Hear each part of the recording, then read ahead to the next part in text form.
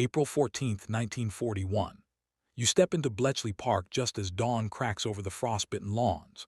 The sky is pale, almost colorless, and the cold bites through your coat. Inside, the air hums with electricity, not just from the old teleprinter machines, but from a quiet, restless tension that grips everyone. Men and women, barely out of their teens, hunch over desks cluttered with cipher sheets, wires, and whirring gadgets that look like science fiction. In the corner, Alan Turing adjusts his spectacles and bends over a machine called the bomb. Its metal drums spin, clicking and clattering, like a mechanical heart trying to decipher secrets it was never meant to understand. You can almost feel the pulse of the room, every turn of the wheel, every spark of understanding, a tiny victory against an enemy no one can see. Outside, the Atlantic churns with danger. Thousands of Allied convoys crawl along supply routes, carrying food, fuel, and ammunition. Above them, German U-boats glide beneath the waves, invisible hunters, their periscopes the only hint of menace. Submarine wolf packs strike without warning. Entire convoys disappear in the icy North Atlantic. Every signal intercepted is a whisper in the dark, a jumble of static and code that could mean life or death. Turing watches the bomb's drums align, waiting for the moment when chaos becomes clarity. A single misstep, a single misinterpretation could condemn hundreds of sailors to the ocean's cold grip. Then, a faint, almost imperceptible click echoes through the lab. The machine has aligned. A pattern emerges. And in that instant, a message forms out of what had seemed like meaningless noise, the location of the next U-boat ambush. The room holds its breath. If this works, entire convoys could sail safely. If it fails, the Atlantic remains a graveyard. Turing leans back, eyes narrowing. "It's there," he murmurs. "But is it enough? Could one machine, one codebreaker, really outwit the Kriegsmarine?" You can almost hear the roar of the ocean, the metallic hum of the bomb, and the unspoken question hanging in the air. How much longer before the next wolf pack finds its prey? The hum of the bomb fills the room like a restless heartbeat. Every drum spins with mechanical precision, but the real work happens in the minds crowded around it. You can almost feel the tension pressing against your chest, the weight of the ocean, the convoys, the men and women aboard them, all depending on these cryptic, spinning drums. Turing moves from machine to machine, eyes darting over lines of intercepted German naval messages. He barely speaks. When he does, it's a whisper, precise, clipped. "Check rotor settings. The fourth wheel might hold today's key." Around him, a dozen assistants, Joan Clark, Gordon Welchman, Hugh Alexander, furiously cross-reference, scribble, and calculate. Each pattern they uncover could lead to safety, or to nothing at all. Outside, the Atlantic remains merciless. You can almost hear the periscope breaking the surface, the hiss of diesel engines under the waves, the cold spray of seawater. Every convoy that makes it past a wolf pack alive is invisible proof that the codes are being cracked, one at a time. But until that message is fully decoded, every sailor is a heartbeat away from disaster. Then it happens, a sequence of clicks, a rhythm that feels alive. The machine stops. Turing peers over the output, letters, numbers, coordinates. Slowly, the chaos of radio noise begins to resolve itself into a map, a warning. A wolf pack waiting at a choke point near Iceland. He hands the message to Welchman, who grabs the phone and dials London. Time becomes a weapon. Each passing hour gives the Germans a chance to reposition, to strike. But thanks to this tiny mechanical genius and the brilliant minds around it, the Allies now have a glimpse of the invisible. You can almost smell the salt of the North Atlantic as a convoy reroutes just in time, escaping torpedoes that would have sunk it without warning. But Turing knows this is only one message, one battle in a war of shadows. One click of the bomb is never enough. The Kriegsmarine will change its settings tomorrow, next week, next month. And with every change, the stakes grow higher. Can this fragile team of codebreakers keep up with an enemy whose very business is secrecy and death? June 2, 1942. The sun barely rises over the icy North Atlantic, casting a pale gray light on waves that seem endless. You can almost feel the chill seeping through the decks of a merchant ship, bundled sailors gripping the rails as a convoy snakes across the water. Every man knows the stories: friends lost, ships vanished, yet hope rides with them today. Somewhere, a message has reached the Admiralty. Somewhere, Bletchley Park has spoken. In the cramped office of the convoy commander, a freshly decoded Enigma intercept is spread across the table, coordinates of an impending U-boat ambush. The tension is nearly physical, the room vibrating with urgency. Officers exchange grim looks, then nod. Orders are given, course adjustments, zigzags, speed changes, every maneuver calculated to avoid death by torpedo. Back in Bletchley Park, Turing leans over the bomb's spinning drums. He doesn't smile, not yet. The machine's purpose is relentless. One intercept leads to another, a constant chain of cat and mouse. He watches as Joan Clark crosschecks a new pattern. The air feels electric, charged with the weight of knowledge. The Allies can now see the invisible.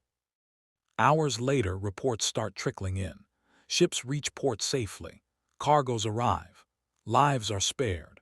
The first tangible proof that one man's machine and the quiet brilliance of a team few will ever know is reshaping the war. You can almost hear the ocean exhale as if relieved, a temporary truce in a deadly game. But the victory is bittersweet. Each intercepted message, each saved convoy comes at the cost of constant vigilance. The Germans change settings unpredictably. The U-boats adapt. Every success is fleeting. Turing knows that for every convoy saved, there is another still sailing blind into danger. Can their machines and minds keep up, or will the wolf pack strike again? And then a chilling thought. Even if they can read the codes, the Kriegsmarine doesn't know yet that their secrets are exposed. How long before they suspect someone is watching? Before the hunters realize that someone, somewhere, has turned their own radio noise against them. Night falls over the Atlantic. You can almost hear the waves crashing against steel hulls, the creak of bulkheads, the hiss of diesel engines under the black water. Inside U-99, a Type WWII U-boat commanded by Captain Lieutenant Otto Kretschmer, the crew moves with practiced silence. Every shadow, every sonar ping could be the difference between life and death. Kretschmer studies his maps and intercepted signals, confident that the Allies are blind, that his wolf pack will strike another convoy before dawn. They have no idea. Someone is reading their every move. Someone who is not in the water but in a cold room in Buckinghamshire, England, turning noise into warnings, chaos into clarity.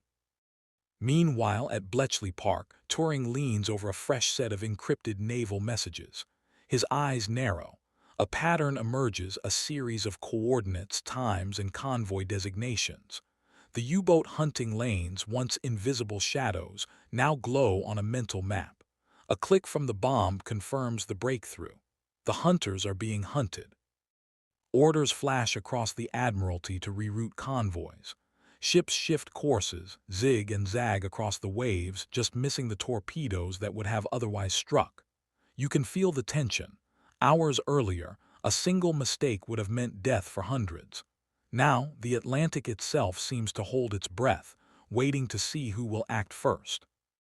And yet, for all the relief, there is a darker truth. The Kriegsmarine remains a formidable opponent.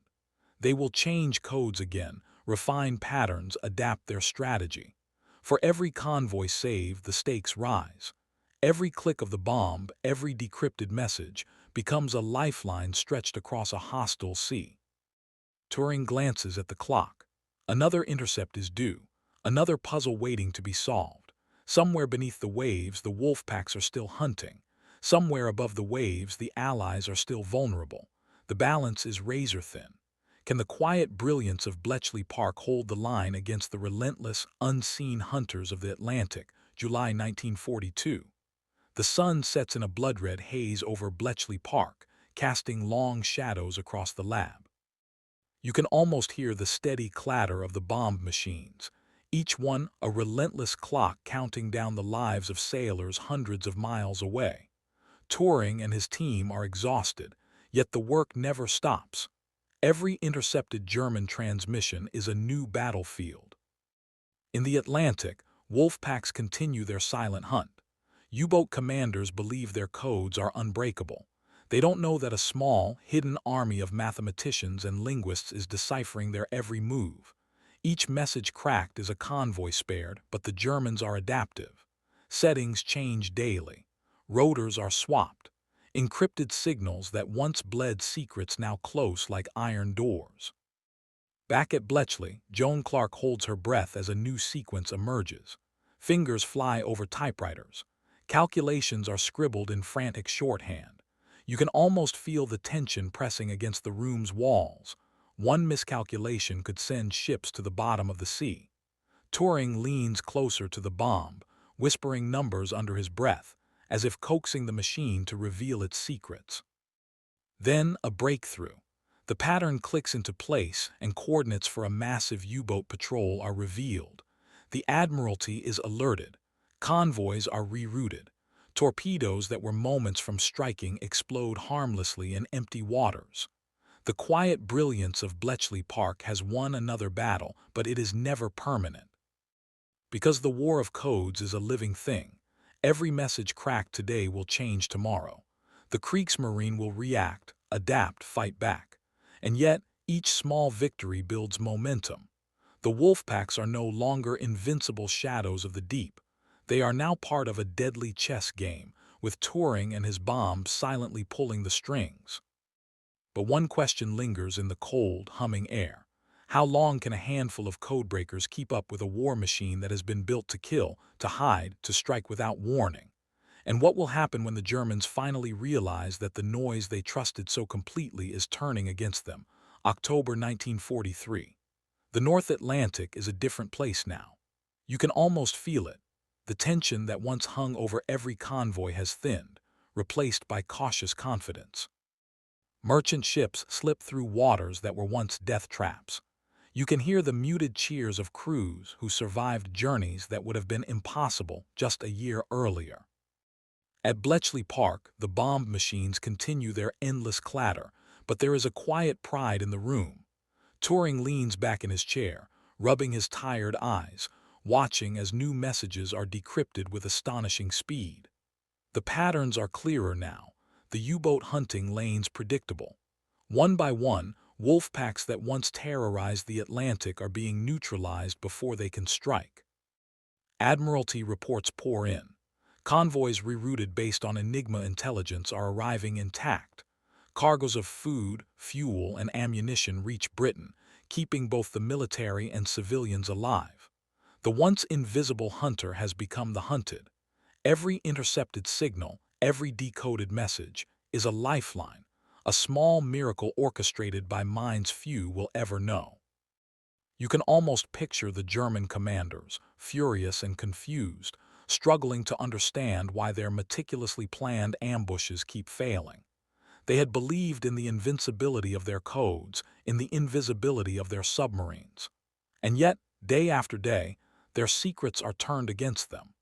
The Atlantic, once a graveyard, begins to lean in favor of the Allies. But even in victory, there is shadow. Every code cracked is a fleeting advantage. Turing knows that as soon as the Germans realize Enigma is compromised, the game will escalate. The stakes will rise, the hunt will intensify, and the pressure on Bletchley Park will become unimaginable.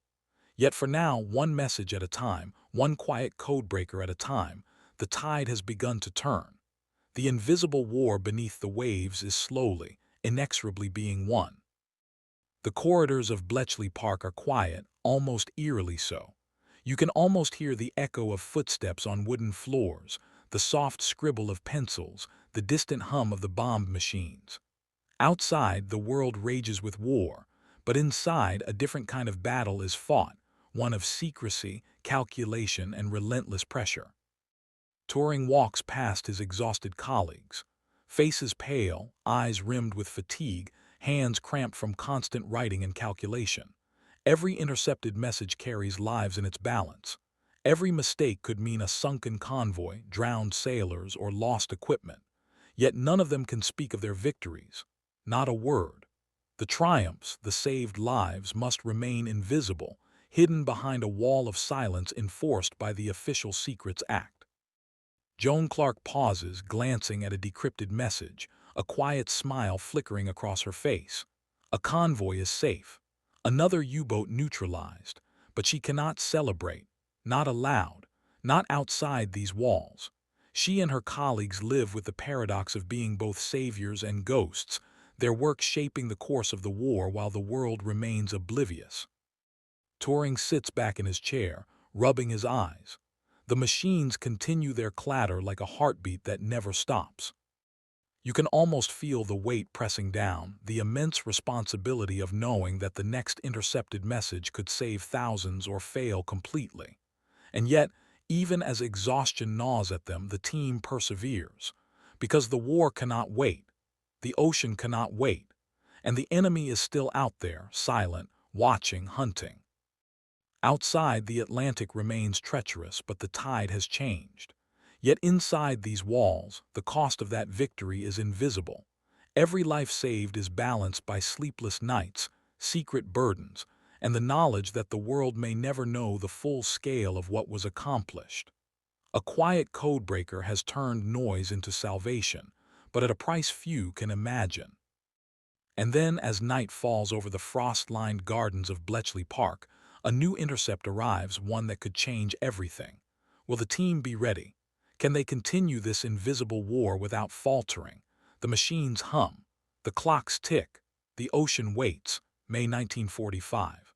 The war in Europe is over. You can almost feel the quiet relief settling over London and the Atlantic ports, the tension of years slowly unwinding. Ships glide safely into harbor, sailors finally able to breathe without watching the horizon for periscopes. And yet, far from the crowds and celebrations, Bletchley Park is almost empty. The machines, the bomb, sit dormant, their metal drums still, their secrets intact. Turing walks through the silent halls, tracing the paths where once chaos and purpose collided.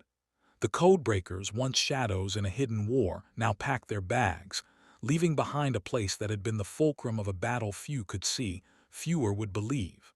And still, the Atlantic remembers. Every convoy saved, every U-boat avoided, every life preserved carries the mark of these quiet geniuses. You can almost imagine the German commanders, finally understanding too late that the war beneath the waves had been lost long before their codes betrayed them. The invisible hunters had become prey. The ocean, once a graveyard, now tells a story of ingenuity, courage, and relentless persistence. One machine, one quiet codebreaker, had turned noise into salvation. Alan Turing's work would ripple far beyond the war. The bomb was not just a machine. It was a proof that intellect, persistence, and innovation could bend the tide of history. Cryptography, computing, and the very future of technology owe their foundations to the hours spent in that cold, humming room, where a handful of minds fought shadows and won.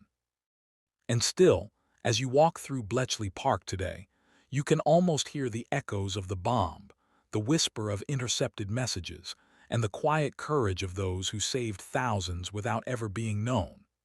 The Atlantic may have been tamed, but the story of those who fought it from the shadows remains one of the greatest, most invisible triumphs of the Second World War.